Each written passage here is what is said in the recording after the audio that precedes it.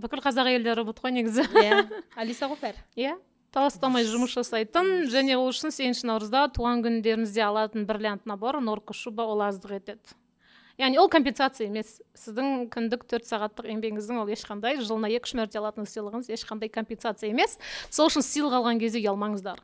Мен күйеуім маған бриллиант норка шуба берді, мен енді жақсы қызмет етуім керек, мен барлығына үйренуім керек деген санадан арылыңыздар. Ол сіздің еңбегіңіздің ешқашан компенсациясы болмайды. Осы эфирді қыздар бірнеше рет тыңдаңдар, потому что бұл идея бірден отырмайды басқа.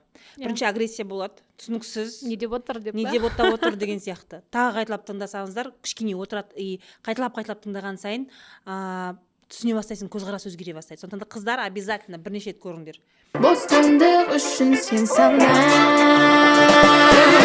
тегерек теңдік, еркіндік тегерек теңдік.